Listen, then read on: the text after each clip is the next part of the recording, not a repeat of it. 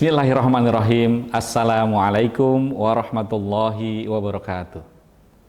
Alhamdulillah, kita sudah berada di hari-hari akhir Ramadan. Ramadan bulan latihan, bulan upgrade diri, bulan detok hati. Kita menahan lapar, haus, emosi, dan keinginan. Tetapi ada satu hal yang sering lolos dari perhatian kita, yaitu lisan. Kadang perut kita puasa, tapi komentar kita masih tajam. Jempol kita masih nyinyir, status kita masih menyindir. Padahal Rasulullah mengingatkan, barang siapa yang tidak meninggalkan perkataan dusta dan perbuatan buruk, maka Allah tidak butuh dia meninggalkan makan dan minumnya. Artinya, puasa itu bukan cuma urusan mulut dari makan, tapi mulut dari kata-kata. Dan menariknya, ujian terbesar lisan justru sering muncul di hari raya. Lebaran adalah hari bahagia, tetapi juga hari ujian. Lebaran itu hari berbahagia, hari berkumpul bersama keluarga. Tetapi coba kita jujur, betapa banyak luka hati terjadi saat silaturahmi. Kok kamu gemukan ya? Kok belum nikah? Kerjanya apa sekarang? Oh, masih segitu aja gajinya. Kalimat-kalimat yang mungkin dianggap bercanda, tapi bisa menancap lama di hati teman kita. Kita hidup di era sensitif. Kita hidup di era sadar mental health. Islam sudah mengajarkan itu jauh sebelum tren psikologi.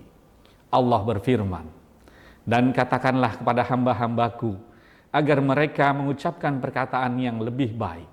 Quran Surat Al-Isra ayat 53. Bukan sekedar bicara, tapi memilih kata-kata yang terbaik.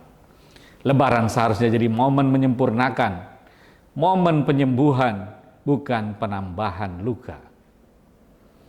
Lisan itu ringan, tetapi dia bisa menyatukan keluarga, bisa memecah persaudaraan, bisa mengangkat derajat, tetapi juga bisa menjatuhkan martabat. Rasulullah SAW bersabda, seorang hamba mengucapkan satu kata tanpa dipikirkan, dan karena itu terjatuh ke neraka sejauh timur dan barat.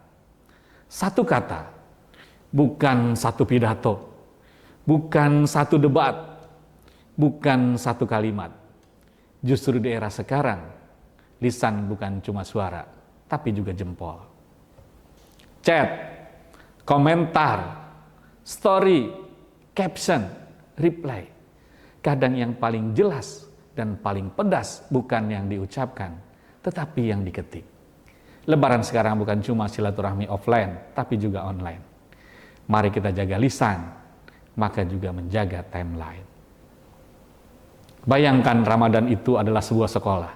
Selama 30 tahun kita dilatih untuk menahan sabar, menahan emosi, menahan lisan, memperbaiki akhlak. Lebaran itu hari kelulusan. Apakah nilai akhlak kita ikut naik? Kalau setelah Ramadan kita masih gampang menyindir, masih hobi gibah, masih suka menyakiti, mungkin kita lulus puasanya, tapi belum lulus pelajarannya. Lebaran bukan cuma ganti baju baru, tetapi seharusnya akhlak yang baru. 3 cara mengatasi bagaimana kita menjaga lisan di hari raya. Saya ulang lagi ya. 3 cara menjaga lisan di hari raya. Yang pertama, tahan komentar yang tidak perlu. Tidak semua yang benar harus diucapkan. Tidak semua yang lucu harus dibagikan. Kalau kita ragu, lebih baik diam daripada menyesal. Rasulullah SAW bersabda, barang siapa yang beriman kepada Allah dan hari akhir, hendaklah berkata baik atau diam. Diam itu bukan kalah. Kadang diam itu kemenangan akhlak. Yang kedua, ganti kritik dengan doa. Daripada kita bilang, oh dia berubah banget sekarang. Coba kita ganti di hati kita. Ya Allah, jaga dia. Kita sering sibuk mengomentari hidup orang, tapi lupa mendoakan. Lisan yang paling indah saat Lebaran bukan candaan, tetapi doa. Yang ketiga, perbanyak kata yang menyembuhkan. Lebaran adalah hari terapi hati. Maka gunakan lisan kita untuk memaafkan, menguatkan, memuji dengan tulus, mengucapkan rasa terima kasih, dan mendoakan orang tua. Kadang, satu kalimat sederhana, "Aku bangga padamu," itu bisa menyembuhkan luka bertahun-tahun. Lebaran bukan cuma tentang ketupat, bukan tentang baju baru atau foto keluarga. Lebaran adalah momen hati kembali bersih, dan hati yang bersih terlihat dari lisannya. Kalau hati damai, kata-kata lembut. Kalau hati penuh cahaya, ucapan menenangkan. Mari kita rayakan Idul Fitri bukan hanya dengan pakaian terbaik, tapi dengan lisan terbaik. Karena mungkin orang tidak akan ingat apa yang kita pakai saat Lebaran, tapi mereka akan ingat apa yang kita katakan.